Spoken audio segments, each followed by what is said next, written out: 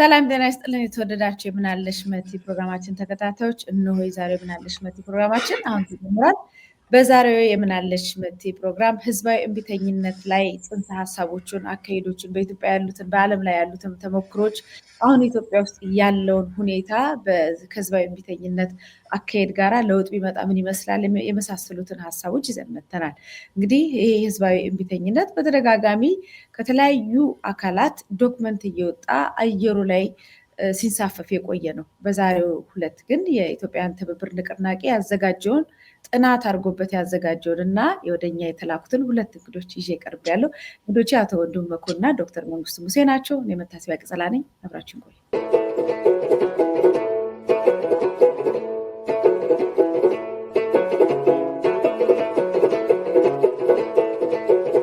ጤና ይስጥልኝ እንግዶቼ፣ እንኳን ደህና መጣችሁ። ስለምትሰጡኝ ጊዜ ከወዲሁ ላመሰግን እወዳለሁ። እግዚአብሔር ይስጥልኝ። እንኳን ደህና ቆየሽን መቲ። እንኳን ደህና ቆየሽን። እናመሰግናለን። መልካም። እንግዲህ ስለ ህዝባዊ እምቢተኝነት ስናነሳ መንግስታቶች በእያንዳንዱ ጥያቄ የሚያነሳባቸውን የሚቃወማቸውን ወይንም የሚከራከራቸውን አካል እንደ መንግስት አፍራሽ፣ እንደ ወንጀለኛ፣ እንደ በደለኛ ነው የሚያዩት። በእኛ አገርም በዓለም ላይም በተለያየ በህዝባዊ እምቢተኝነት የተቀየሩ መንግስታቶች ጀግኖች ሆነው ወጥተው መንግስት ቀይረው ራሳቸውን ከአምባገነንነት ከቀኝ ግዛት ከመሳሰሉት አገራት ነፃ አውጥተዋል። አምባገነን መንግስታት ግን ስልጣን ላይ ሲወጡ ሌላው ጥያቄ ጠቅላላ ወንጀለኛ ሆኖ ነው የሚሳለው እና አሁን ሰሞኑን ቅድም እንደገለጽኩት የህዝባዊ የእምቢተኝነትን ጽንሰ ሀሳብ በሰፊው እየተንቀሳቀሱ ነው ያሉት። በተለይ የኢትዮጵያውያን ትብብር ንቅናቄ ጥናት አድርጎ የሌሎች ዓለም ተሞክሮ እንደዚሁም በኢትዮጵያ ምን ሊሰራ ይችላል የሚሉትን በደንብ አድርጎ ዶክመንት አዘጋጅቶ በተለያየ ሚዲያ ሰዎችን እየላክ ነው። ዛሬም እናንተም ከኢትዮጵያ ትብብር ንቅናቄ ነው የመጣችሁት። እንኳን ደህና መጣችሁ በድጋሚ። መቼም ሀገራችን ለውጥ እንደምትፈልግ የሚያጠራጥር ነገር አይደለም። ለውጡ በምን ይምጣ የሚለውን ሁሉ ባመነበት የሚንቀሳቀስበት መንገድ አለ። ዛሬ ግን የምንነጋገረው በህዝባዊ አመፅ ነው። ህዝባዊ እምቢተኝነት ወይም ህዝባዊ አመፅን ካነሳን ደግሞ ሁሉንም ኢትዮጵያዊ የሚያካትት ይመስለኛል እና ምናልባት ይህንን ጽንሰ ሀሳብ ጀምረን ብንነጋገርበት መልካም ነው። ዶክተር መንግስቱ ሙሴ፣ ህዝባዊ እምቢተኝነት ወይም ህዝባዊ አመፅም ልንለው እንችላለን፣ ምን ማለት ነው? ህዝባዊ እምቢተኝነት አመፁ የሚነሳው በሰላም ነው። ሰላማዊ ትግል ማለት ነው። ሰላማዊ ትግል ሞራል ነክ የሆኑ ነገሮችን ይደግፋል። ኢሞራላዊ የሆኑ ህጎችን ይቃወማል። ለነዚህም ይታገላል። ግላዊ የሆነ የግለሰብ ጉዳዮችን አንስቶ እንደ ሽፍታ ወይም እንደ ሌላ አማጺ ባለው መንግስት እና ባለው ህግ ላይ አይዘምትም። ግን ሞራልን ለማስከበር ፍትህን፣ እኩልነትን ለማምጣት በሰላም ንብረት ሳይወድም ህይወት ሳይጠፋ የሚሞከር ትግል ነው። ግን ሁልጊዜ አምባገነን መንግስታት የመሳሪያውንም ሆነ የሰላማዊውን ትግል በአንድ አይነት የሚያዩበት መልክ አለ። የእነሱን ስርዓት የሚያስወግድ ስለሆነ የሚወስዱት እርምጃ ተመሳሳይ ከትጥቅ ትግል ጋር እንደሚታገሉ ያክል በአመፅ በመግደል ያካሄዳሉ። ሆኖ መሰረተ ሀሳቡ ሰላምን ማምጣት፣ በሰላም መታገል፣ ኢፍትሃዊ የሆኑ ኢሞራላዊ የሆኑ ህጎችን በሰላም ማስወገድ፣ መቃወም፣ አለመታዘዝ ለዛ ማለት ነው። ምናልባት አለመታዘዝ ከሚለው ብንነሳ የሆነ መንግስት ስልጣን ይይዛል። ከያዘ በኋላ ቃል የገባቸውን ወይም ህዝቡ አደርገዋለሁ ለህዝቡ ያለውን ማድረግ ይተዋል። ስለዚህ እዛው ዶክተር መንግስቱ ጋር የምመጣው እና ያው ቫይለንስ ይባላል። ነፍጥ የያዘውን ጫካ የገባውን መግደል ምንም ስላለበት ጦርነት ነው፣ አማጺ ነው ይሉታል። እንደዚህ አሁን ለምሳሌ ኢትዮጵያ ውስጥ ሰልፍም ክልክል ነው። ሰሞኑን እንደውም ህዝባዊ ስብሰባ ኢህአፓ ጠይቆ ነበር። ከህዝብ ጋር አዳራሽ ተሰብስቦ ለመጠየቅ ነበር ህዝቡ እንዲተነፍስ ጥያቄ እንዲያነሳ በሀገሪቷ ሁኔታ ላይ እንዲነጋገር ነውና በጦርነትና በውጊያ የሚመጣው ለውጥ የማይደግፉ ሰዎች እንደገና ደግሞ መንግስት እንግዲህ ነፍጥ የያዘውን ነፍሰ ገዳይ ምናምን ካለ በሰላማዊ መንገድ የሚጠይቀውንም ወንጀለኛ ካለ ሌላ አማራጭስ አለ ወይ? በዓለም ላይ ፍጹም ሰላማዊ ተብሎ የሚታየው ህዝብ ከመንግስት ጋራ መነጋገር ሲያቅተው ጉልበቱን የሚያሳይበት ብቸኛ አማራጭ አይደለም ወይ? ትክክል ነው። ብቸኛው አማራጭ መብትን በሰላም ማስከበር ነው። የተለያዩ ዘዴዎች ሊጠቀም ይችላል ማህበረሰቡ። የአምባገነኑን መንግስት የገበያ ሊቃወም ይችላል። ኢኮኖሚ መንገዶችን ሊዘጋ ይችላል። ቤቱ ሊቀመጥ ይችላል። ወይንም ሰላማዊ ሰልፍ ሊወጣና የህግ ቦታዎችን ሊከብ ይችላል። ይሄ ሁሉ የሚሆን ግን በሰላም ነው። መንግስታቱ ግን ይሄ ራሱ ከመሳሪያ ትግል የበለጠ ስለሚያስፈራቸው ስለሚያሳጣቸው በዓለም ደረጃ እስከ መግደል ይሄዳሉ። በብዙ ተመክሮች ያየነው ይሄንን ነው። ሰላማዊ ታጋዮች ይሞታሉ። የሰላም ትግል በአንድ ዓመት፣ በአንድ ወር፣ በሁለት ቀን ወይንም በቀን የሚወሰን አይደለም። ለምሳሌ የማህተመ ጋንዲ ትግል 30 ዓመት ወስዷል። የአሜሪካን ሲቪል ራይት ሙቭመንት 1955 የጀመረ በአንዲት ሴት የጀመረ እስከ 1965 ድረስ ቀጥሏል እና የ10 ዓመት ትግል ተደርጎ ብዙውን ለ400 ዓመት የነበሩ ጭቆናዎችን ለማስወገድ ችሏል። የመምረጥ የመመረጥ መብት ተከብሯል። ሳግሪጌሽን ማለት ሌላውን ማስወገድ በተለያየ ዘዴ እሱን አቁሟል። ሰው በእኩል እንዲታይ አድርጓል እና የሰላም ትግል ከመሳሪያ ትግል የበለጠ ስንት መስዋዕትነት ሊያስከፍል ይችላል፣ ግን ውጤቱ ክሊር ነው የሚሆነው። ማለት የተጠየቁ ጥያቄዎች በስራ ላይ እንዲተገበሩ ነው የሚታገለው እና እነዛ በስራ ላይ እስካልዋሉ ድረስ ትግሉ ይቀጥላል ማለት ነው። ሳግሪጌሽንን አሜሪካ ለመቃወም የተሄደበት መንገድ ሰፊ ነው፣ ግን ትግሉ በአቋራጭ አልቆመም። አሁንም እንኳን እስካሁን ድረስ ይቀጥላል። ወደ ጋሽ ወንድሙ መኮንን ልምጣ። አቶ ወንድሙ መኮንን እንግዲህ የሰላማዊ ትግል ላይ ብዙ ጊዜ ያው ለንደን ሰላማዊ ትግል ነው፣ ሰላማዊ ትግሉ አንድ አካል ነው ካልን በብዛት እኔ እናንተ የምንገኘው ሰልፍ ላይ ነው። ሰልፍ ላይ እንገናኛለን ወይንም በሶሻል ሚዲያውም በምንም በተለያየ መንገድ ያው ተቃውሞ ስናደርግ ነው የምንኖረው። ኢትዮጵያ ውስጥም ያሉ የቀድሞ በእንደዚህ አይነት ስርዓት የተሞከሩ ሙከራዎች ማንሳት የሚያስፈልግ ይመስለኛል። በተወሰነ ደረጃ ከድሮ ጀምሮ እንቅስቃሴዎች ነበሩ። አሁን ሙሉ በሙሉ እስከ መጥፋት ድረስ አምባገነን መንግስታት ወንጀል ናቸው በማለት ህዝቡን የሚዘጉበት የሚጨቁኑበት ሆኗል እና ምናልባት ከውጭም የሮዛ አብዮት አለ፣ የቱኒዚያው አለ፣ የሌሎች ሀገራት አሉ። እንደገና በእኛም የሰራተኛው ማህበር እና ሌሎችም እንቅስቃሴዎች ነበሩ። ማስታወስ ስለሚኖርብን ምን አይነት ነገሮች ተካሂዶ ነበር፣ የሌላ ሀገርስ ተሞክሮ ለእኛ ሊመጥን የሚችልም ካለ በዚያው አጋጣሚ ቢያስተዋውቁ። አመሰግናለሁ መትዬ። ምንድነው ማድረግ ለሁለት ከፍለነው መጀመሪያ ውጪ የተደረጉትን ከጽንሰ ሀሳቡ ጋር የሚሄድ ነው እና የሌሎችን ተመክሮች መጀመሪያ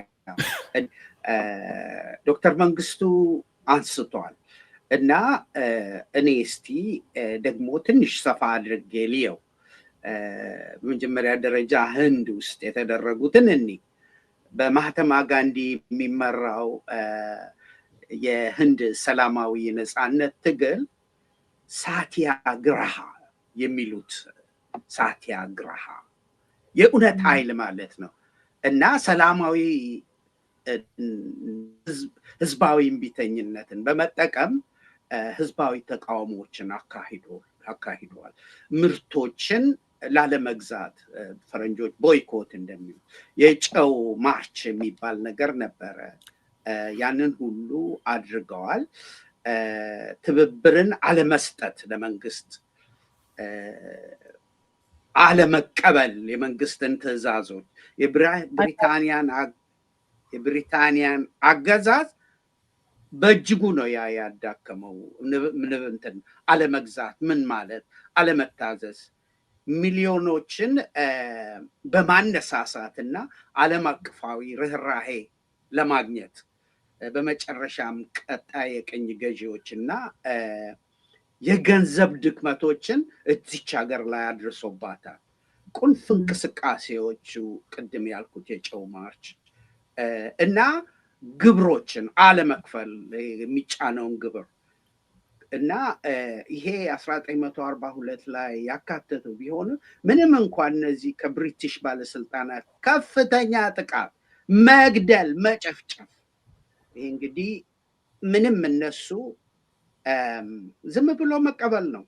ሂደው በተራ በተራ ተሰልፈው የተደበደቡበትም ጊዜ አለ በደስታ እና በመጨረሻ ብሪተን መግዛት አልቻለችም፣ ለቃ ሄደች።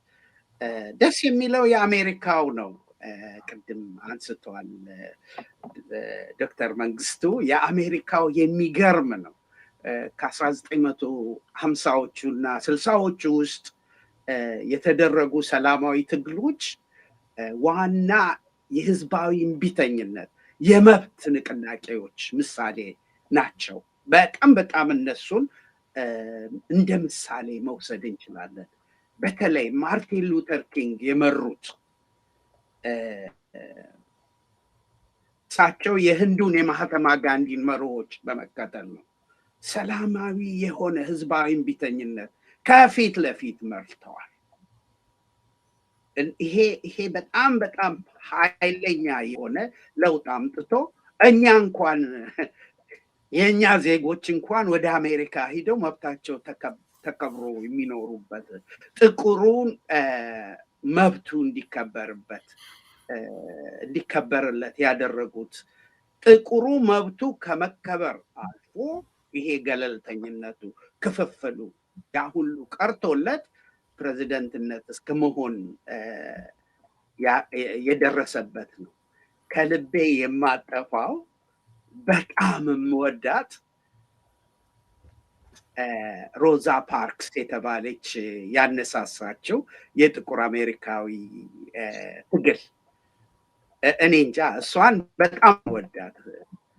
አሜሪካ ውስጥ ያኔ ነጮች የሚመገቡበት ቤት ገብቶ መመገብ አይቻልም ነበር።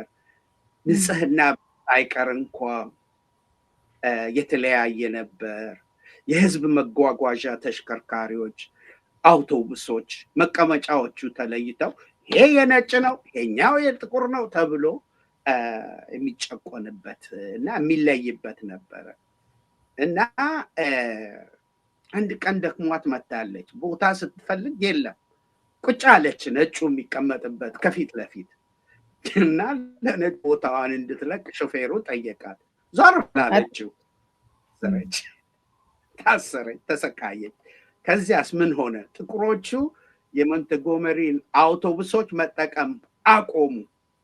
በህዝባዊ እምብተኝነቷ አሰሯት። እሷን ለአንድ ዓመት የዘለቀው ሞንትጎመሪ አውቶቡስ አለመጠቀም ድርጅቱን እያኮሰመነው ሂዶ ፍርድ ቤት መጨረሻ ላይ ህገ መንግስታዊ አይደለም ብሎ አስቀይሯል። ያንን እንትን ደቡብ አፍሪካን ልናነሳ እንችላለን። ደቡብ አፍሪካ ለእኛ ቅርባችን ነው። በደቡብ አፍሪካ የነበረው ህዝባዊ እምቢተኝነት በአፓርታይድ ላይ ማዕከል በጣም በጣም በጣም ከባድ እንትን ነው ያደረገው። ከ1952 ዓመተ ምህረት ጀምሮ ነው። ዶክተር መንግስቱ ቅድም ረዥም ጊዜ ይፈጃል ብሏል። ረዥም ጊዜ ፈጅቷል። ምንድን ነው ያደረጉት? የነጮችን ምርት ባለመጠቀም፣ በስዌቶ በጆሃንስበርግ ሰላማዊ ሰልፍ በማድረግ፣ የፍትሃዊ ህግጋትን ባለማክበር፣ መለያየት ይሄ ሴግሪጌሽን የሚባለውን በመቃወም ነጭ ተለይቷል፣ ኤሲያዊው ተለይቷል። አፓርታይድ ከፋፍሎ ነው እንትን ያለው ልትደባሉ አትችሉም በሚል የሰዓት እላፊ ገደቦች አሉ። እሱን በመጣስ ጅምላ እስራት እና ሻርፐቪል የሚባል ከተማ እልቂት በኋላ የታጣቂዎች ተቃውሞ ተባብሷል።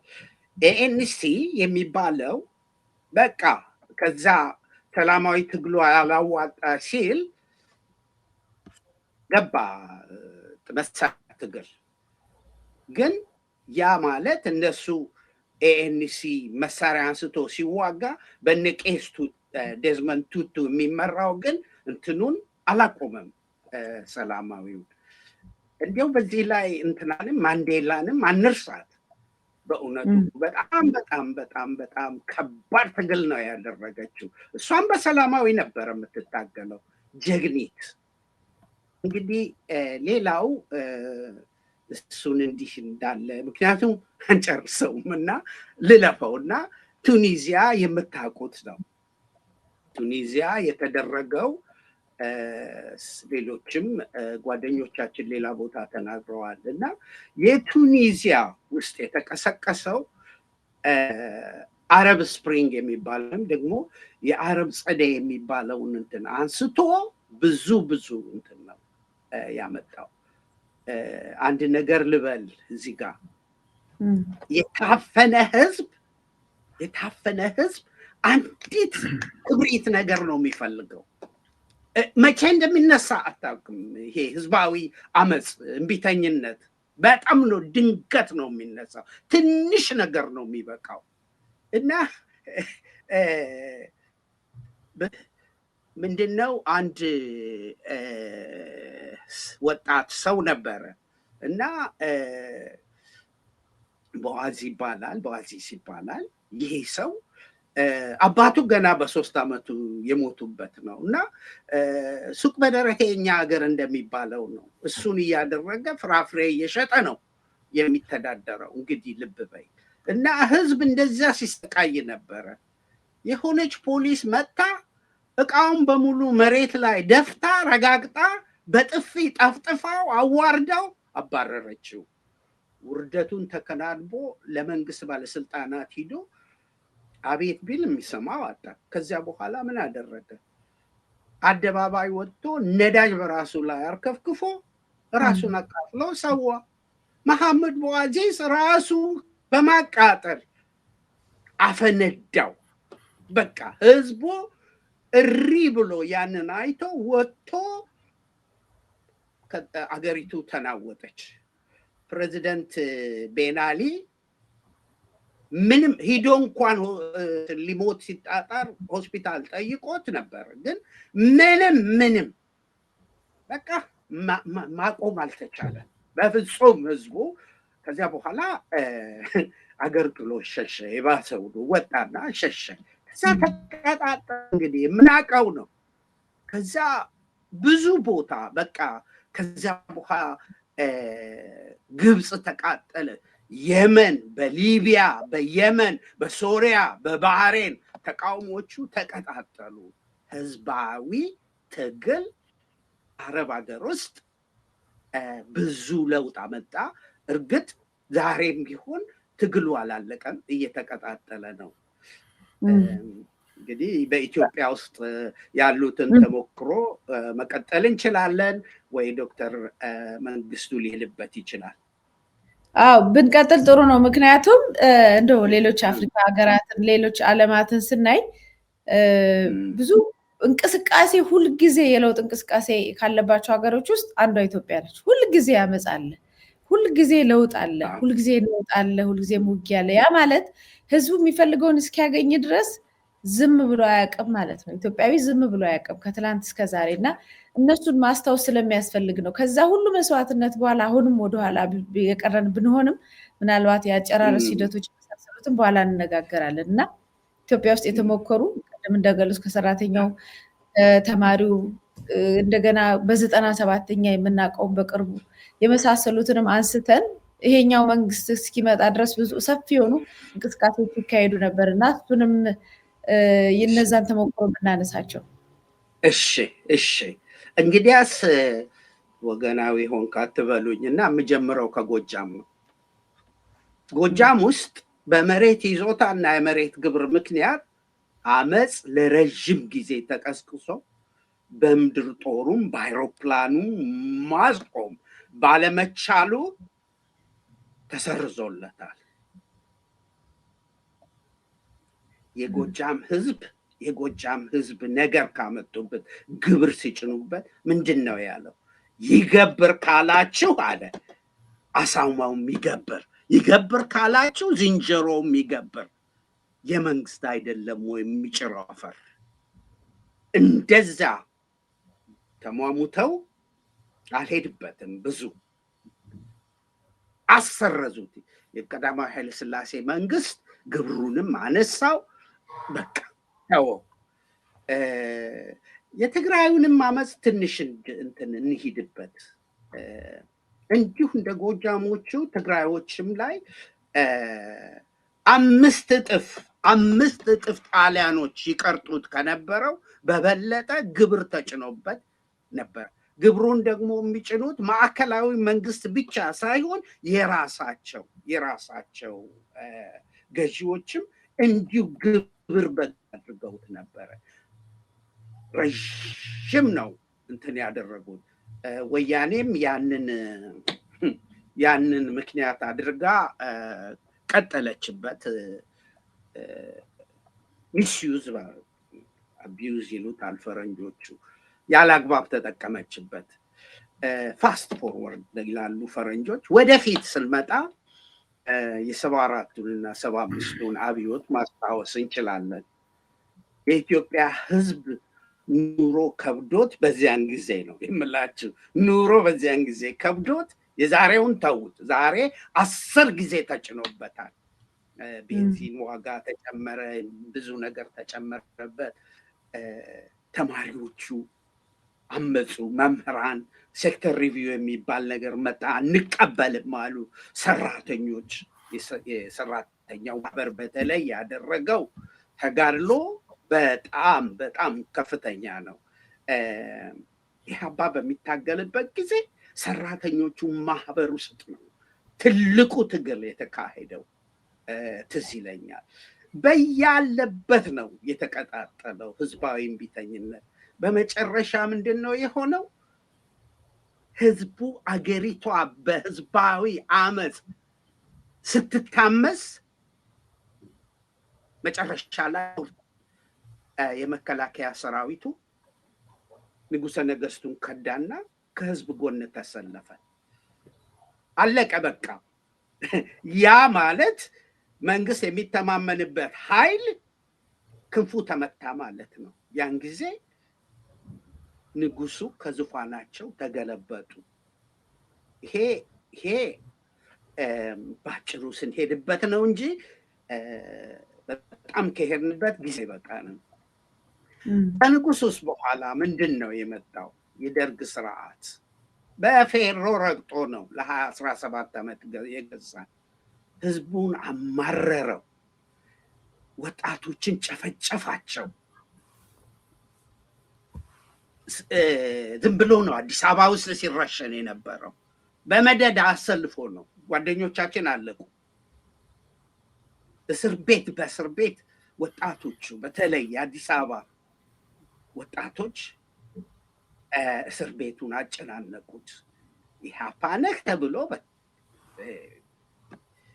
ኢዲዩ ነህ ተብሎ መጨረሻ ላይ ከመንግስት ጎን ሆነው እንትን ሲሉ የነበሩትም ገቡበት። መጨረሻ ላይ እነ መኢሶንንም እንዲሁ በላቸው።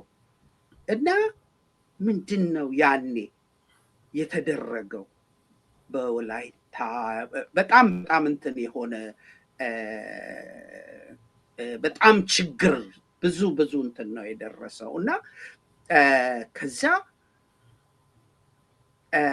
ዘረኝነት በቃ መጨረሻ ላይ ዘረኞቹ ሲመጡ መንገድ ለቀቀላቸው። መንገድ በቃ እየመራ ያው ሂድ ገስግስ። በዚህ ደርግ ተገለበጠ። ህዝብ ዞራ ጀርባውን አዞረበት። ማን ይታገልለት?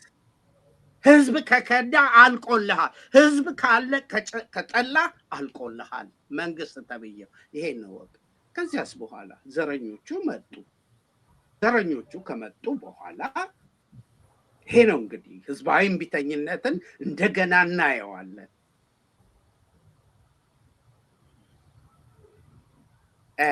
ዘረኝነትን አነገሰ ወያኔ መጥቶ ለአንድ የወርቅ ዘር ብቻ አዳላ። ስልጣኑም ምኑም ጄኔራሎቹም ምኖቹም እነሱ ሆኑ።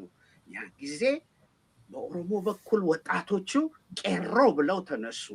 የሚገርመው ምንም እጅ መሳሪያ የለንም ብለው እጃቸውን እንዲህ እያጣመሩ የአማራ ፋኖም መጣ ተቀላቀላቸው። ኦሮሚያ ውስጥ የሚፈሰው ደም የራሴ ነው የደሜ ነው አለ። ጉራጌውም ገባበት። የጉራጌ ወጣት ዘርማ ነኝ ብሎ ገባበት። የሲዳሞ ወጣት ኤጄቶ ነኝ ብሎ ገባበት። ሌሎቹም እንደዚሁ ሸካና የከፋ ልጅሞ ነብሮነን አሉ። ይኸው አገሪቷን ማስተዳደር አልቻለም። መጨረሻ ላይ ምንድን ነው ያደረገው? ጥሎ መቀሌ መግባት ነበረበት። አገራችን ውስጥ ከዚህ በፊት ተነስቷል። ትግሉ መጨረሻ ላይ ቢጠለፍበትም ውጤት አምጥቷል።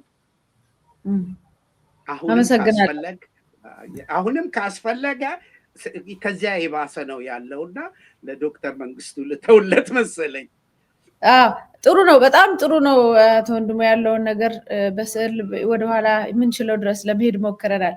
አሁን የኢትዮጵያን ትብብር ንቅናቄ ካወጣው ዶክመንቶች ውስጥ ብዙ ዝርዝሮች አሉበት። ለምሳሌ የጨቋኝ አገዛዦችን ለማሽመድመድ በርካታ ስትራቴጂዎች መጠቀም ይቻላል እና ለምሳሌ አንደኛው የህዝብ እምቢተኝነት ጥናት ይላል 198 ልዩ ልዩ ስትራቴጂዎች ተዘርዝሯል እና ከዚህ ውስጥ የተወሰኑትን ይገልጻቸዋል። የህዝባዊ እምቢተኝነቱ አመራር ግልጽነትና ተጠያቂነት እንዲኖረው ማድረግ፣ በአገዛዙ ያፈና መዋቅሮች በተቀላቀሉ ሊታወቅና ለጥቃት ሰለባ መሆን የማይችል ያልተማከለ የአመራር መዋቅር መሰረት ይላል። ጥብቅ ስነ ምግባርና ዲሲፕሊን መገንባት ይላል። የለውጥ ኃይል ጎራ የሚገኙ ልዩ ልዩ የሚዲያ አውታሮች ተናበው በቅንብር እንዲሰሩ ማድረግ፣ የገዢውን አካል አባላት ማሳመንና ማስከዳት፣ የመንግስት ተቋማት ወይ ቦይኮት ማድረግ መቃወም ማለት ነው። ስራ ማቆም አድማ መጥራት፣ የቤት ውስጥ አድማ፣ የተመረጠ ኢኮኖሚያዊ ማዕቀብ እንዲደረግ ማደራጀት፣ ቅስቀሳ ማድረግ ይላል። መንግስትን አለመታዘዝ አሻጥር የሚሉት ውስጥ ማለት ነው።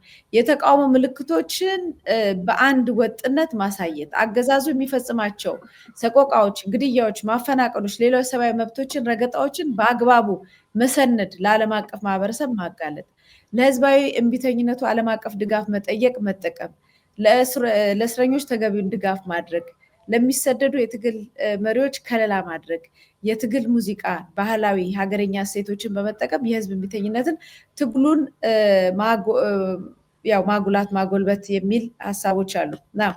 አሁን እነዚህ ነገሮች በተወሰነ ደረጃ አንዳንዶቹ ማህበረሰባችን ሲጠቀምባቸው የቆዩ ናቸው። ምናልባት በዋና ዋናነት ምን ሊጠቀም ይገባዋል? በአሁኑ ሰዓት የኛ ማህበረሰብ በእንደዚህ አይነት ማነቆስ ጭንቅ ውስጥ ባለበት ሰዓት እንዴት ነው አዲስ ነገር ፈጥሮ ብዙ ዋጋ ሳያስከፍለው መንግስትን ሊያብረከርክ የሚችለው እንዴት ነው የሚሉትን ሀሳቦች ብናጤናቸው መልካም ነው።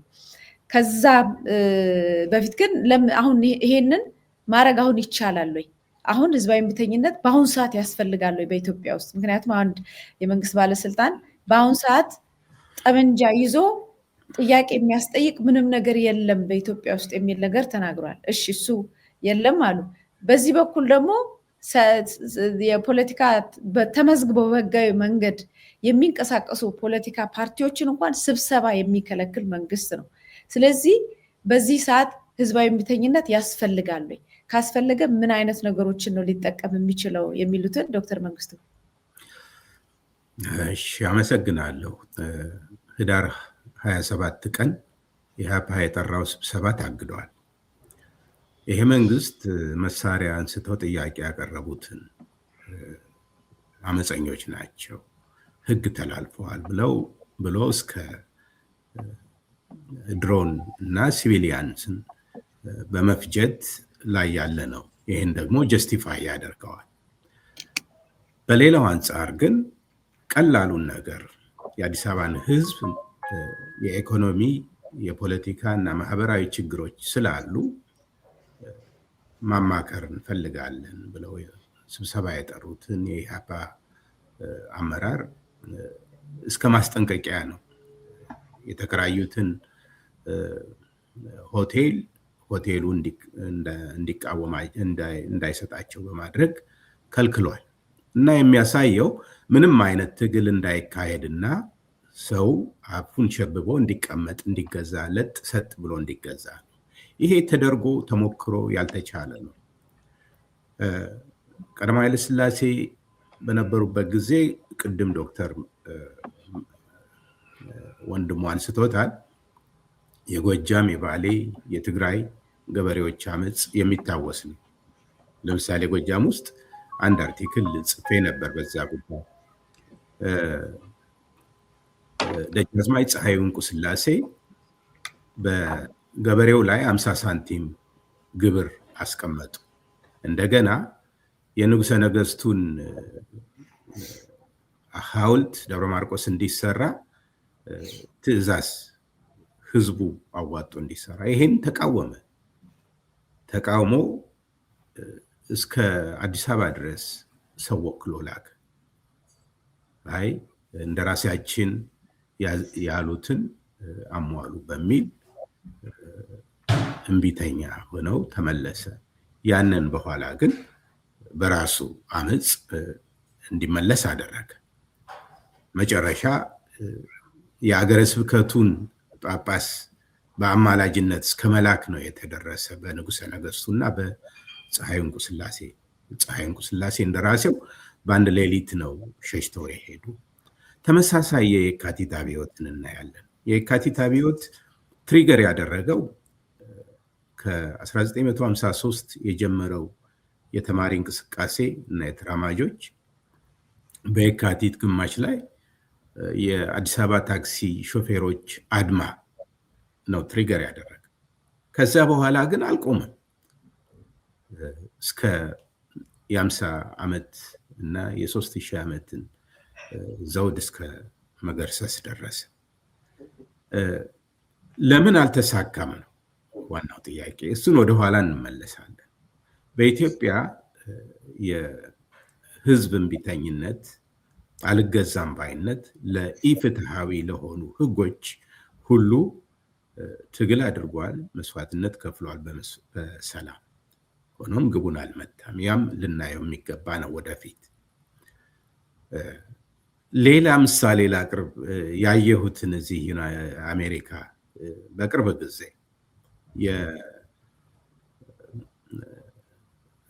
የአየር ብክለትን የሚቃወሙ የተደራጁ የአሜሪካ ዜጎች አንድ ትልቅ ሃይዌይ ዲሲ ቁጭ ብለው ዘግተዋል እና ያን ትራፊክ መዝጋት ከባድ ነው። ተደብድበዋል፣ ተጎትተዋል። ግን ለዛ ቀን የዲሲ ትራፊክ ቀጥ ብለው ቆመዋል። ለጉዳያቸው ለምክር ቤቱ እስኪደርስ ድረስ አብቅተዋል። እንዲህ አይነት ትግሎች አሉ። በኢትዮጵያ የተደረጉም ትግሎች ተመሳሳይ ናቸው፣ ግን ግባቸውን አልመቱም። ለምንድን ነው? ለምሳሌ 1997 በቅንጅት እና በህብረት የተደረገው ትግል ከባድ ነው። ያስደነገጠ፣ ገዢውን እብሪተኛውን መንግስት ያስደነገጠ እና ያብረከረከ ነበረ። ወዲያው ግን ሸብረክ አለ።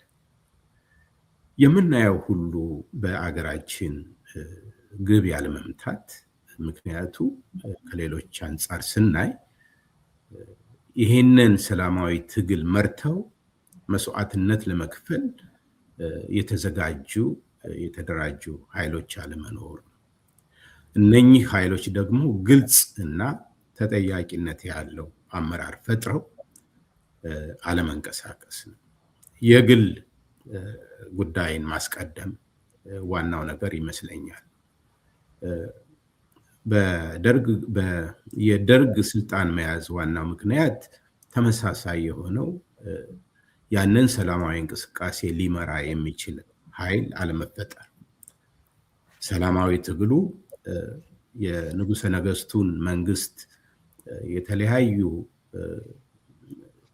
ለውጦችን ቢያመጣም ጉልቻ ቢቀየር ወጥ አያጣፍጥም በሚል ሲቀጥል ይሄ ህዝባዊ የሆነ ሰላማዊ ትግል ግቡን እየመታ ቢሄድም ያንን አስተናብሮ ግን ሊመራ የሚችል ሲቪል የሆነ ኃይል ባለመውጣቱ የተማረው ኤሊት ያንን ቦታ ለመሙላት አለመቻሉ የነ መንግስቱ ኃይለማርያም ወደ ስልጣን መምጣትን አስከትሏል። በተመሳሳይ ነው በቅንጅት እና ህብረት፣ በተለይ በቅንጅት ውስጥ የተፈጠረው ሁኔታ ያየነው ነው። ግቡን የመታ ሰላማዊ ትግል ነው የተቀለበሰ። ወዲያውኑ ራሳቸውን ነው የበላ፣ መሪዎችን ማለት ነው። የነሱ አለመስማማትና ግልጽ ሮድማፕ አለማውጣት ያንን አደረገ። ዛሬስ ምንድን ነው እየተደረገ ያለው ነው? ይቻላል፣ ዛሬም ይቻላል። እንደውም ዛሬ የበለጡ ብዙ ምክንያቶች አሉ። ህዝብ የሚበላው አጥቷል። ህዝብ በሰላም መኖር፣ በሰላም ከቦታ ቦታ መንቀሳቀስ ያቃተው ያልቻለበት ሁኔታ ነው ያለ። አዲስ አበባ ከተማ እዛው ውስጥ ሰዎች ተነጥቀው ይህን ያክል ገንዘብ አምጣ የሚባልበት፣ ይህም ደግሞ በተዘዋዋሪ የመንግስት እጅ ያለበት ሁኔታ ነው ያለ። ይህንን መቃወም ይቻላል፣ ግን የሚያስተናብርና ድፍረት ያለው ሮድማፕ ማለት ግልጽ የሆነ ፕሮግራም አውጥቶ ሊመራ የሚችል እና ወደፊት የመጣ ፈቃደኛ ኃይል አለመኖር ነው። ይህንን የምናነጻጽረው የ400 ዓመት የአሜሪካውያን የባርነትን ኑሮ ሮዛ ፓርክ የተባለች አንዲት ሴት ሞንትጎመሪ ሪፊውዝ በማድረግ በመቃወም መቀመጫዬን ለነጭ አልለቅም በማለቷ የተነሳ እና የ383 ቀን ትግል በዛ በሞንትጎመሪ አንዲት ወረዳ ከተማ ማለት ነው የተደረገው። ኋላ እነ ማርቲን ሉተር ኪንግን አትራክት ያደረገ የሳበ እና በፈቃድ ደግሞ እነኚህ ኤሊቶች ምሁራን ትግሉን ለመምራት ፈቃደኛ የሆኑና የተቀላቀሉበት ሁኔታ ነው። ሲቀላቀሉ ደግሞ ለአንድ ቀን ለአንድ ወር አይደለም፣ እስከ ዓመታት የዘለቀ ትግል በማድረጋቸው ነው ግቡን የመታ ማለት ነው። ተመሳሳይ ነው እና ኢትዮጵያ ውስጥ እነኚህ እድሎች ተገኝተዋል። በተለያየ ጊዜ ህዝቡ ፈቃደኛ ነው፣ መስዋዕትነት ለመክፈል ፈቃደኛ ነበረ። በተለያየ ጊዜ በ97ም ተመሳሳይ ነበረ። ህዝቡ ሞቷል፣ ታስሯል። ግን ኤሊቱ ግልጽ የሆነ ፕሮግራም አውጥቶ የህዝብን ፍላጎት ሊያሟላ የሚችል እና ሊመራ የሚችል ድርጅት መስርቶ አለመቀጠል ነው እዛ ላይ የደረሰ። ዛሬስ የዶክተሮች የመምህራን እንቅስቃሴ እየታየ ነው። የኑሮ ውድነት ጣራ ነክቷል። ዜጎች በሚያስቡት ብቻ እየታሰሩ ወደ ወህኒ ቤት እየተወረወሩ ያለበት ሁኔታ ነው። ሲቪሊያንስ በድሮን እየተቀጠቀጡ ያለበት ሁኔታ ነው። ዘረኝነት ጣራ የነካበት ሁኔታ ነው እና ይህንን ሁኔታ ለመለወጥ ፈቃደኛ የሆኑ የማህበረሰብ ክፍሎች በተለያየ ጊዜ ተነስተዋል። ዶክተሮች መስዋዕትነት ከፍለዋል፣ ግን ተመለሱ። ለምን? መሪ አልነበረም። መምህራን ተነስተዋል፣ አሁን ግን የሚመራቸው እስካሁን የለም። መሪ ይፈልጋል። የሰላም ትግል መሪ ይፈልጋል። አጭር ጊዜ ላይሆን ይችላል። ቅድም እንዳልነው ነው። በተለያዩ ሀገራት ያየነው ሰላማዊ ትግል ዓመታትን ያስቆጠረ፣ በዛ ደግሞ ጠንክረው እስከ ሞትና እስከ እስር ቤት የተገፉበት ሁኔታ አለ። መሪዎች ያንን ሊያደርጉ የሚችሉ ፈቃደኛ የህዝብ ወገኖች ወደፊት መምጣት አለባቸው። ያ እስካልሆነ ድረስ አገዛዙ ተደላድሎ ይቀጥላል። ህዝብ በመግደል በማሰር ነው። ስለዚህ አሁን መሪ ከሌለው ህዝባዊ እምቢተኝነትን አሁን ማድረግ አይቻልም ማለት ነው? ይቻላል። ህዝባዊ እምቢተኝነት እኮ እያየነ ነው። የዶክተሮች እምቢተኝነትን አይተናል። የመምህራንን እምቢተኝነት እያየን ነው። ግን ይሄንን ሁኔታ ለመጠቀም ወደፊት መምጣት ያለባቸው ግልጽ የሆነ የፕሮግራም ነድፈው ሊመሩ የሚችሉ እኛ አለን ሊሉ የሚችሉ ኃይሎች መነሳት ያስፈልጋል። ህዝባዊ እምቢተኝነት ኢትዮጵያ ውስጥ አሁን እየተካሄደ ነው። በውክልም የሚል ትግል ነው ያለው እና ይሄንን ማስተባበር ግን የግድ ይላል።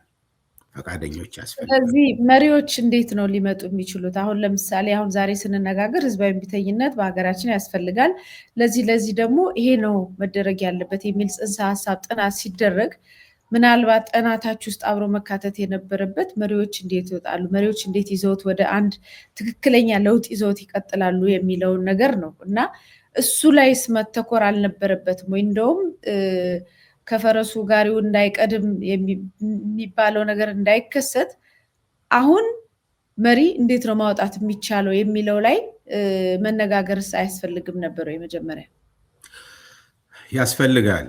መሪዎች ግን ወደፊት የመጡ እያየነ ነው።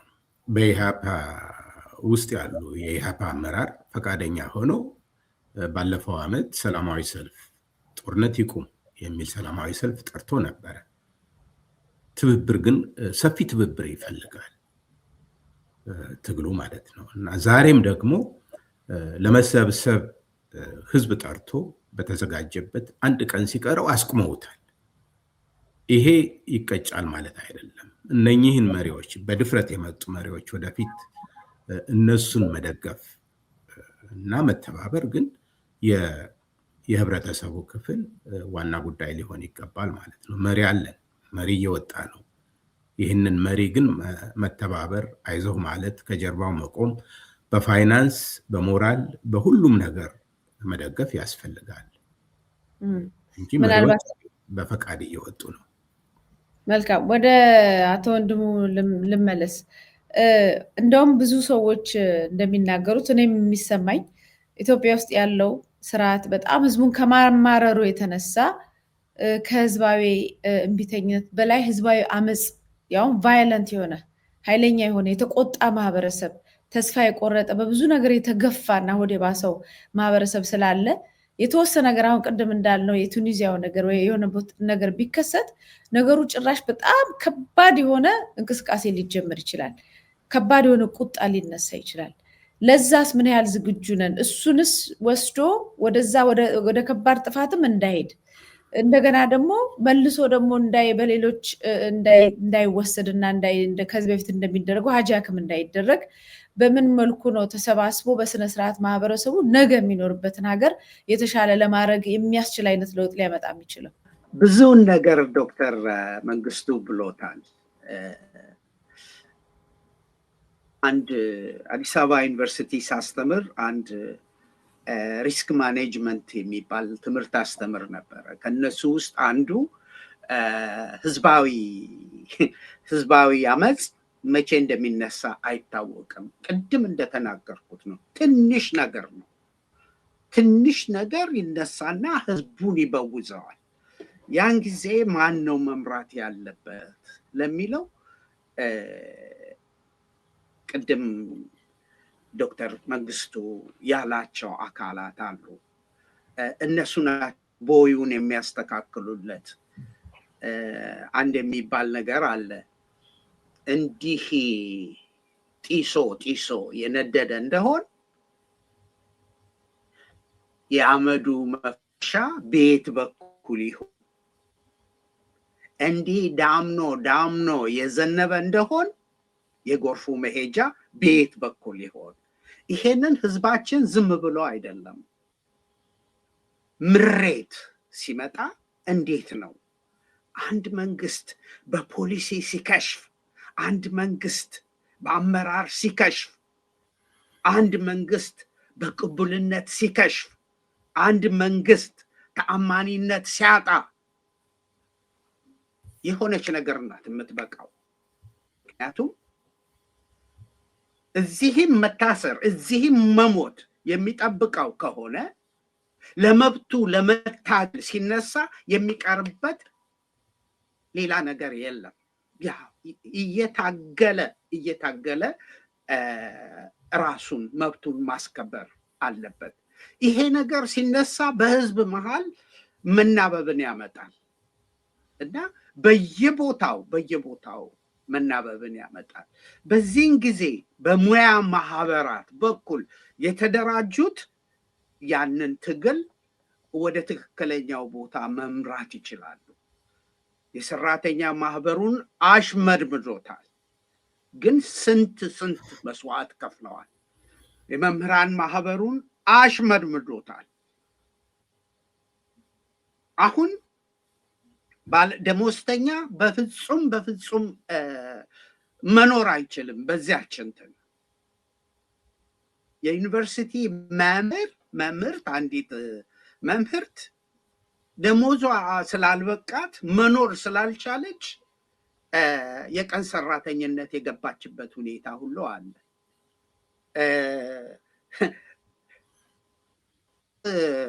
አንጥፋ የለመነችበትም ሁኔታ አለ። መምህራን ከ6 ወር እስከ 1 ዓመት ያልተከፈላቸው አለ። እነዚህ ቢያምፁ ምን ይቀርባቸዋል? የታሰሩበት ሰንሰለት ይወድቅላቸው ካልሆነ በስተቀር ምን በልተው ይኖራሉ? ምን በልተው ያስተምራሉ? የቤት ኪራዩ ከደሞዝ በላይ ነው አዲስ አበባ ውስጥ ቢወሰድ። ዶክተሮች ቅድም እንዳሉ ተጀምሯል። የሙያ ማህበራት ዋናዎቹ ናቸው። ያልተተኮረበት አንድ አካል አለ። ያልተተኮረበት ከህዝብ መሃል የወጣ የመከላከያ ሰራዊት የሚባል አካል አለ። ያ የመከላከያ ሰራዊት ወላጆቹ እየተራቡ ነው፣ እሱም ደግሞ እንዲገድል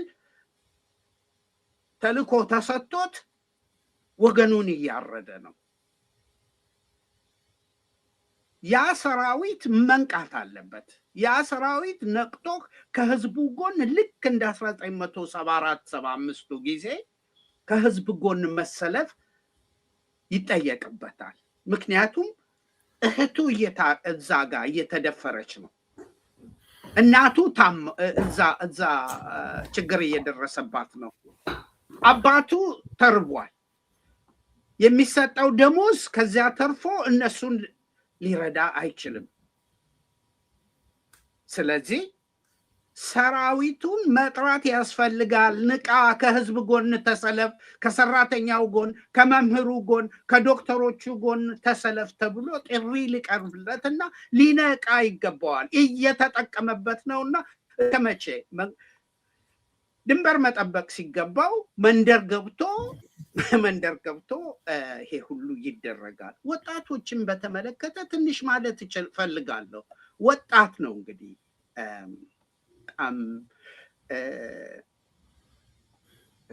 ወጣቱ ነው ትልቅ እንትና እንኳን መለስ ዜናዊ ፍንዳታ የሚለው በየቦታው የሚፈነዳ ማለት ነው። ወጣቱ ቢማርም ስራ የለው። ምንድነው የወደፊት ዓላማው? አንድ የተገኘች የወደፊት እንትኑ ሲጨልምበት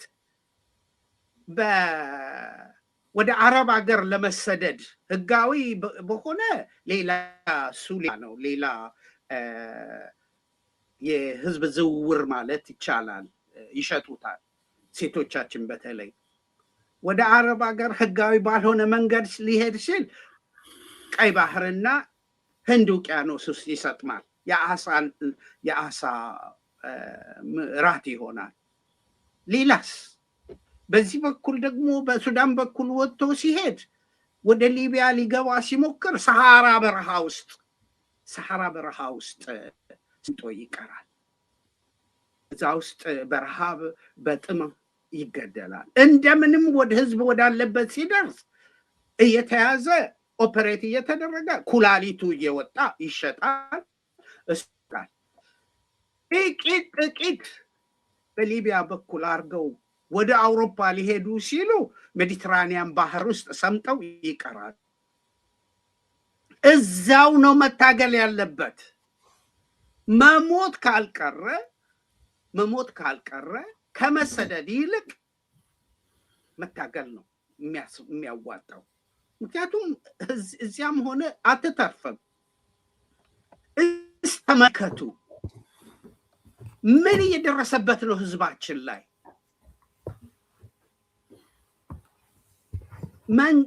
የሚገርመው ነገር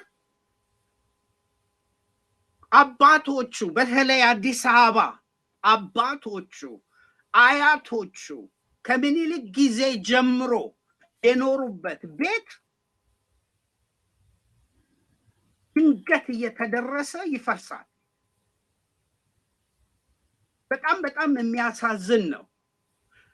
ወደ ከተማ ውስጥ በነጋሪት ጋዜጣ በወጣው ህግ መሰረት 1987 በነጋሪት ጋዜጣ ህገ መንግስት የሚባል ነገር የዘረኞች መንግስት አለ። እዛ ውስጥ ጥሩ እንትኖች አሉ። እንደነገርኳችሁ ከአፄ ምኒልክ ዘመነ መንግስት ጀምሮ የተያዙት ቦታዎች ቋሚ ንብረቶች እንግዲህ በህገ መንግስቱ መሰረት ቋሚ ንብረቶች መጠበቅ አለባቸው። መብታቸው ነው፣ አይነካም። የአዲስ አበባ ህዝብ ስብጥር በአንድ ጎሳ ለመተካት ሲባል ነዋሪውን ቤት በላዩ ላይ ያፈርሳሉ። በዚያን ጊዜ ምን እያደረገ ነው ይሄ ቤቱ የፈረሰበት? በሀገር የመጣ ነው ብሎ ዝም ብሎ ተቀምጧል። ግን አንጀቱ እያረረ ነው። ይሄ አንድ ታሪክ እንዲያው አንድ የሆነ ክስተት ልንገራችሁ። እንትን አካባቢ አገር ፍቅር አካባቢ የራስ ተሰማ እሸቴ በግንብ የተሰራ ዘመናዊ ቤት ነበረ። ሲዞሩት መፍረስም የለበትም። ለታሪክ ተመዝግቦ መቀመጥ ነበረበት። ልጆቻቸው ይኖሩበታል። አንድ ጠዋት የባለ ጊዜ ሹመኞች ግሬደር ይዘው መጡና እንደተኙ በላያቸው ላይ አፈረሱ። ሰው ተጫጭሎ ውጡ ተብሎ ወጡ። ምን ነው ሲባል ቦታው ለልማት ይፈለጋል ተባሉ። እቃቸውን እንኳን ለማውጣት አልቻሉም። ቤት ከሚያፈርሱት ጋር ንብረታቸው የሚወርሱት አብረው መጥተው የቻሉትን ሁሉ እያጋዙ ይሄዳሉ። እኛ መረጃ ይዘናል። ምን ሆነ? ከሁለት ወር በኋላ መሬቱ በካሬ ሜትር ሊሸጥ ቀረጣ ወጣበት። ምንድን ነው ይሄ ነው ልማት? የኮሪደር ደግሞ ልማት የሚባል ነገር መጥቷል። አዲስ አበባ እንደገና አፍርሰው እነሱ በሚፈልጓት መንገድ ለመስራት ወጥነዋል። አፈራርሰዋት አዲስ አበባን ባግዳድ አስመስለዋል ብዙ ቦታ።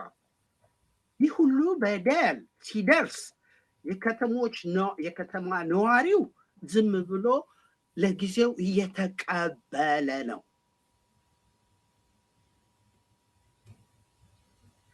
ከመሰደድ የማጣት ነገር አለ። አቶ ወንድሙ አሁን ንዴቱ አለ፣ ቁጡ አለ። እንግዲህ ሰው ትልቁ ነገሩ ርስቱ ነው። ርስቱን ከተቀማ በኋላ ሰው መቼም አለው ለማለት የሚከብድ ነው። ተጠርጎ ከተወጣ በኋላ ዞር በል አንተ ዜጋ አይደለም ተብሎ ከተባረረ በኋላ ሁሉ በቀል ከወረደበት በኋላ መቼም እዚህ ሀገር እኖራለሁ ብሎ አይደለም የሚያስበው። ይሄ ጊዜ ያልፋል ወይም አያልፍም በማለት ንዴት ውስጥ ነው ያለው። ግን አቅም የማጣት ነገር አለ። አሁን ለምሳሌ ህዝባዊ የሚተኝነትም ጥያቄውንም በአግባቡ ለመጠየቅ ብቸኝነት ይታይበታል። ማህበረሰቡ ራሱ ያለመደራጀት ችግር አለና ምናልባት እዚህ ላይ ከየት ቢጀምር መልካም ነው? ጩኸቱንም ለማውጣት በተናበበ መልኩ አንድ ላይ ለመቆም መቻል አለበት። ጉልበት ሊኖረው ይገባል እና ከየት ቢጀምር ነው ጉልበት የሚያገኘው በተናበበ በተደራጀ መልኩ ጥያቄውን ለማቅረብ? ከተማ ውስጥ እያንዳንዱ ከተማ ውስጥ ያለው ብሶት ከባላገሩ የባሰ ነው። ህዝቡ ሊናበብና ውስጡን ደግሞ ሊደራጅ የሚችልበት ሁኔታ አለ። ፍንጮችም አሉ። መንግስት ተብዬው መንግስት ነኝ ብሎ ቁጭ ብሏል። የገዢው አካል ገና ለገና ይደራጁብኛል እያለ ወጣቶችን ከአዲስ አበባ እያፈሰ ቅሊንጦና አዋሽ አርባ የሚባል ቦታ አጉሯቸዋል። አልበቃቸውም እስር ቤቱ።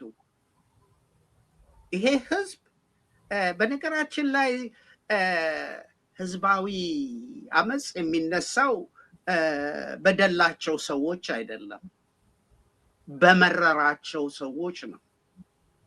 የመረራው ህዝብ ከተነሳ ምንድን ነው የሚቀርበት? ምን ይቀርበታል? ምንም የሚቀርበት የለም። እንግዲህ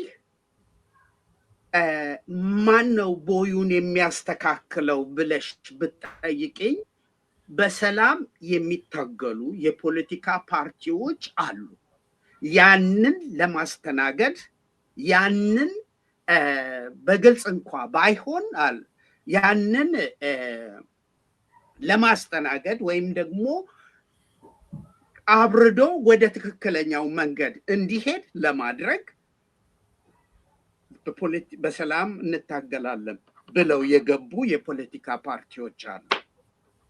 ኢህአፓ አለ፣ እናት ፓርቲ የሚባል አለ፣ መያድ የሚባል አለ፣ ሌሎችም አሉ። ቅንጅት እየፈጠሩ ነው። እነሱ ይሄንን የሚመጣውን ወላፈን የሚመጣውን ቶርኔዶ ማስተካከል ይችላሉ። ይሄ መንግስት ወድቃል። ማንም ቢዝቱ ምን ቢሉ አትስሟቸው። ምክንያቱም ጦር ጠማቂዎች ስለሆኑ በየቦታው ጦር እየሰበቁ ነው። አማራ ውስጥ የምናውቀው ነው። በየቀኑ የሚያደርጉትን የአማራ ህዝብ ይገዛለታል። ከዚህ በኋላ አይገዛለትም። ኦሮሚያ ውስጥ እኛ የስልጣናችን መሰረት ነው የሚሉት ውስጥ የኦሮሞ ነፃ አውጪ ሰራዊት በየቦታው እየታገላቸው ነው። ደቡብ ውስጥ እየታገላቸው ነው። ያንን በሰላማዊ እንታገላለን ብለው አገር ቤት የገቡ ፓርቲዎች እነሱ ትከሻ ላይ ነው ይሄ መኖር ያለበት። የሚጀመረው ግን አታስቢው፣ ምን ጊዜ እንደሚመጣ አታውቂም። ምን እንደሚመጣ መቼ እንደሚፈነዳ እንኳን የፖለቲካ እንትኖች የፖለቲካ ኤሊቶች ማንም የሚያውቀው ነገር የለም። የኦርቶዶክስ እምነት ተከታዮች አርሲ ውስጥ እየታረዱ ነው። ሲኖዶሱ ያዝለቀቅ እያደረገው ነው። ክርስቲያኖች የሚታረዱ ከሆነ ክርስቲያኖች ራሳቸውን ለመከላከል የሚነሱበት ጊዜ ይኖራል። ይሄ መንግስት አንድ ሰው አላሰረም። ገዳዮችን አንድ ጊዜ ለፍርድ ቤት ሲያቀርብ አልታየም። እንዲያውም የመንግስት ባለስልጣን አንድም ሰው አልሞትም እያለ እየተናገረ ነው። እንደዚያ ሊቀጥል አይችልም። አሁንም በሰላም የሚታገሉ ፖለቲካ ፓርቲዎች የሚመጣውን ወላፈን የሚመጣውን ሁሉ ችግር ወደ ትክክለኛ መንገድ ለመምራት ድንገት ይሄ መንግስት ደግሞ ሲወድቅ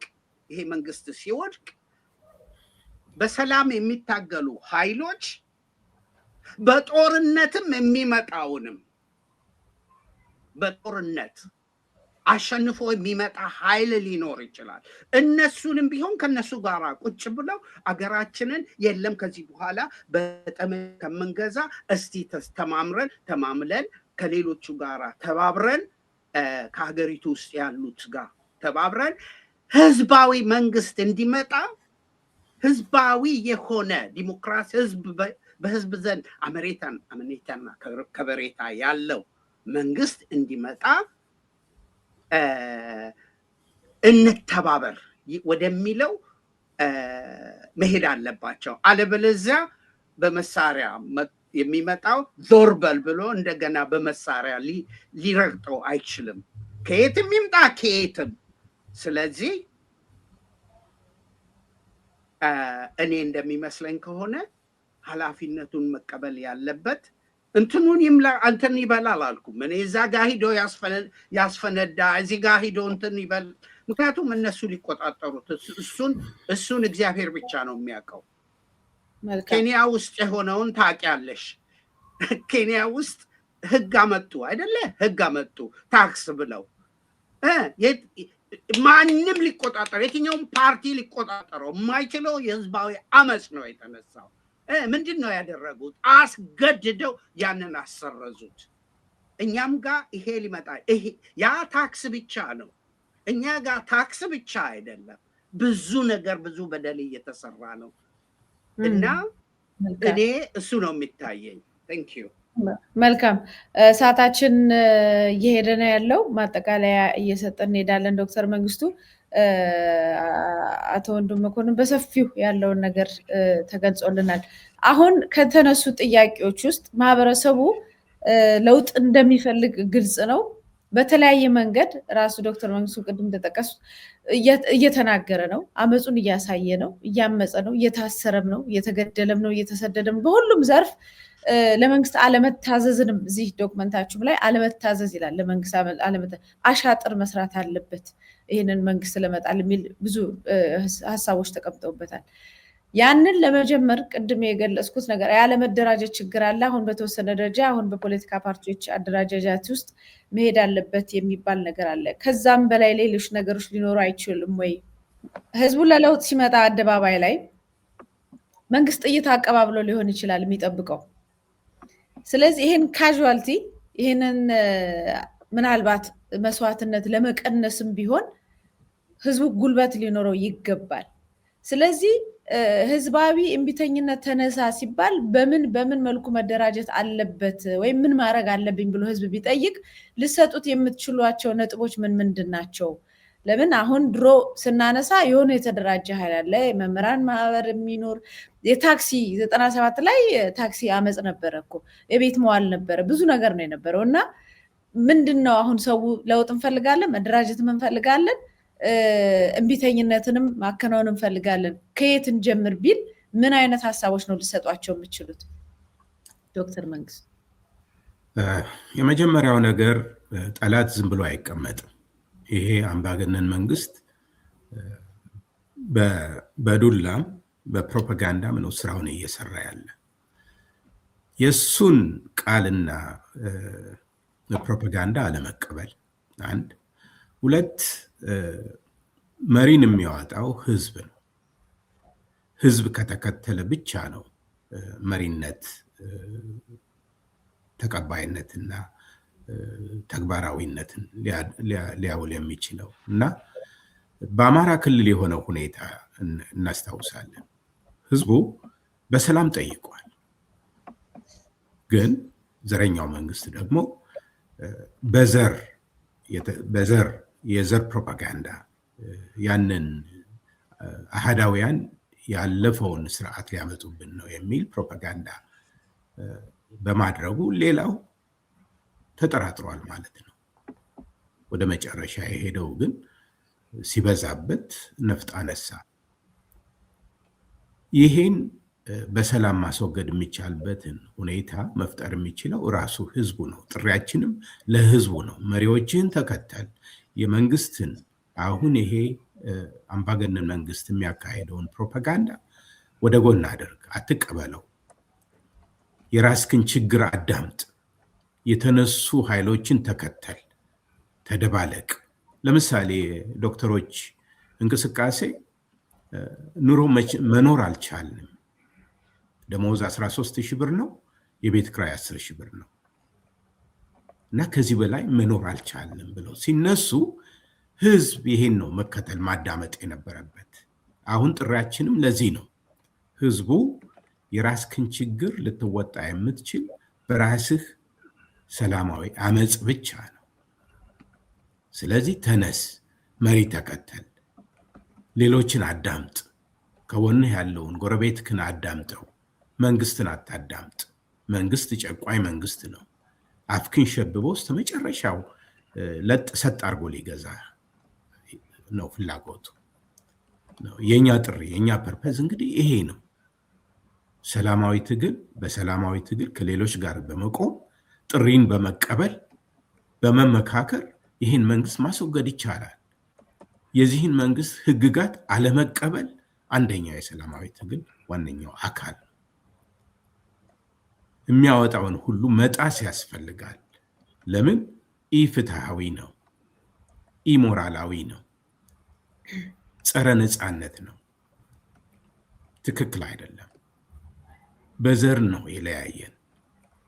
ለምሳሌ የዘር ትኩረት ሰጠው ፕሮፓጋንዳ ባይነዛ አሃዳውያን ናቸው የተነሱ እያለ ለህዝብ ፕሮፓጋንዳ ባይነዛና ያንን ባይደመጥ የአማራ ክልል ህዝብ ነፍጥ ባላነሳ ነበር። ለምን? በደሴ፣ በደብረ ማርቆስ፣ በባህር ዳር፣ በደብረ ብርሃን ወጦ ህዝብ ጥያቄውን አቅርቦ ነበር። አታግዱን አዲስ አበባ መግባትን፣ በዘራችን ጭቆና አይድረስብን ሁሉ ብሎ ነበር። ትጥቃችንን አታስፈቱን፣ ያገኘነው በደማችን ነው ያለን ህዝብ ነው መሳሪያ ያነሳበት። መሳሪያ ሲያነሳ በመሳሪያ መመከት ነበረበትና ተነስተዋል። ግን ከዛ በመለስ አዲስ አበባ እና በደቡብ ኢትዮጵያ በምስራቅ በምዕራብ ጭቆናው ተመሳሳይ ነው። ወገንን ከወገኑ ለይቶ እየገደለ ያለ መንግስትን ሪጀክት ማድረግ መቃወም ያስፈልጋል። ህጉን አሽቀንጥሮ መጣል ያስፈልጋል። መብት ነው ይሄ። ይህንን አንስተው የሚታገሉትን ሁሉ መከተል ያስፈልጋል። መሪን ሊያወጣ የሚችል ህዝብ ነው። አሁን ስመጥር የሆኑ ትልልቅ መሪዎች የነበሩትን ሁሉ ትልቅ መሪ ያደረጋቸው፣ በታሪክ እንዲቀመጡ ያደረጋቸው ህዝቡ ነው። የእምዬ ምኒልክን ጥሪ የተቀበለ ህዝብ ነው፣ የኢትዮጵያ ህዝብ ነው። እና ህዝብ ጥሪን መቀበል ያስፈልጋል። የራሱን ህመም የራሱን ችግር ማየት ያስፈልጋል። የጠላትን ፕሮፓጋንዳ ማዳመጥ አይገባም። ትናንትና ዳንኤል ክብረት የተባለ ሰው የኢሃፓን አስመልክቶ የጻፈው ነገር ነበር። በጣም የሚያሳዝን ነው። ቀይ ሽብር እንደገና ይምጣ አይነት ነገር ነው። ፍጅት ይቀጥል፣ በሰላም እንሰብሰብ ላለ ድርጅት ነው ይህንን ያለ እና ይህን ማዳመጥ አያስፈልግም። ጨቋኝ መሪዎች የፈለጉትን ያደርጋሉ ስልጣናቸውን ለማስቀጠል። መንግስቱ ኃይለማርያም በመቶ ሺዎች ነው የጨረሰ አይደል? በተመሳሳይ በወለጋ በአርሲ አሁን ደግሞ በአማራ ክልል እየተካሄደ ሁሉ ያለ ፍጅት ይሄ መንግስት የራሱን ስልጣን ለማስቀጠል ነው። ከዛም አልፎ ደግሞ የአንድ ሰውን ስልጣን ለማስቀጠል። ይሄ መሆን የለበትም። ይህን ሪጀክት ማድረግ፣ ይህን መቃወም ያስፈልጋል። በዚህ ሰው የሚወጣን ህግ ነው ብሎ አለመቀበል ሃይማኖታዊም ነው። ለጥሩ ነገር የሚደረግ ራስን ማትረፍ ነው። ህዝቡ የሞተበት ሁኔታ ነው ያለ። መኖር እየኖረ አይደለም፣ ኑሮን እየኖረ አይደለም፣ ወጦ መግባት እየቻለ አይደለም፣ ተሳቆ። ከዚህ ከውጭ እንኳን ሄዶ ዘመዶችን የሚጠይቅ ሰው የለም። አሁን ለምን እጠለፋለሁ በሚል ሞታለሁ በሚል እና ይሄ እንዴት እንደዚህ ሊሆን ይችላል? ይህን መንግስት አንድ ሰውን ደግሞ ስልጣን ለማስቀጠል አንድ ዘረኛ ነው። የኦሮሞን ህዝብ ግን አይወክልም። የኦሮሞ ህዝብ አሁን እየታገለ ነው አይደል?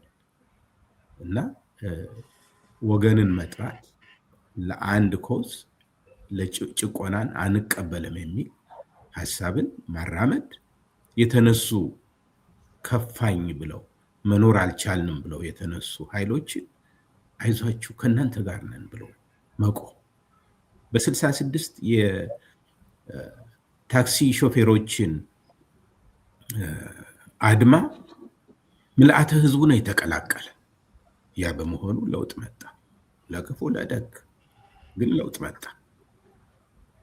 ዛሬም ያማ ይቻላል። በሰላም ታግሎ ማስወገድ ይቻላል እና አገራችን ወደፊት እየቀጠለ ሲሄድ እንቢተኝነቱ ጭቆናው እየበዛ ሲሄድ ልክ በአማራ ክልል እንዳለው መሳሪያ ማንሳት ይጀምራል። ያ ከመሆኑ በፊት መሳሪያ ያነሱ ወንድሞቻችን እህቶቻችን ብሶት ስለበዛባቸው እንደሆነ አውቆ የመንግስትን ፕሮፓጋንዳ ወደ ጎን አድርጎ ራስን ከሌሎች ጋር አቀናጅቶ ይህንን የዚህን ህገ መንግስትና መንግስት ህጎች መጣስ ሞራላዊ ነው፣ ፍትሃዊ ነው፣ ሃይማኖታዊ ነው። ሪሊ ዝም ብሎ መቀበል ግን ተገቢ አይደለም። ጥሪያችንም ህዝቡ እንዲነሳ፣ ህዝቡ መሪ እንዲያወጣ፣ መሪን እንዲከተል እና ይሄን አምባገነን መንግስት አሽቀንጥሮ እንዲጥል ነው። መልካም፣ እጅግ በጣም አመሰግናለሁ። እንግዲህ በዛሬው ዕለት 1 ሰዓት ከ10 ደቂቃ በላይ ስለሄድን ምናልባት ይሄን ርዕሰ ጉዳይ ድጋሚ ጥያቄዎች ካሉ ከዚህ በኋላ በላይ ሰፋ ያለ ግንዛቤ ያስፈልገናል ካለ ማህበረሰቡ በሚጽፍልን በሚጠይቀን መሰረት ድጋሚ ልንገናኝ እንችላለን። ዛሬ ግን ሰዓት ስለገደበን ዶክተር መንግስቱ ሙሴ፣ አቶ ወንድሙ መኮንን በህዝባዊ እምቢተኝነት ላይ ለሰጣችሁን ማብራሪያና ለሰጣችሁን ጊዜ እጅግ በጣም አመሰግናለሁ። እኔም አመሰግናለሁ። እግዚአብሔር ይስጥልን። እናመሰግናለን። ተመልካቾቻችንን የተከታተላችሁት የቆያችሁት የዛሬውን የምናለሽ መቲ ፕሮግራማችን ነው። እንግዲህ ህዝባዊ እምቢተኝነት የሚለው ጽንሰ ሀሳብ በሰፊው በተለያየ መድረኮች እየተነገረ ይገኛል። በዚህ ጉዳይ ላይ ጥያቄዎች አሉን እና ምላሾችን ማግኘት እንፈልጋለን የምትሉ ካላችሁ በምናለሽ መቲ @gmail.com ወይንም ደግሞ በዚህ ከስር በማስቀምጠው ስልክ ቁጥር እና በኢሜይል እንደዚሁ እየጠየቃችሁን ለነበራችሁ ቆይታ እጅግ በጣም አመሰግናለሁ። ያስተናገድኳችሁ መታሰቢያ ቀጸላ ነበርኩ። ዳግም እስከምንገናኝ ሰላም ቆዩ።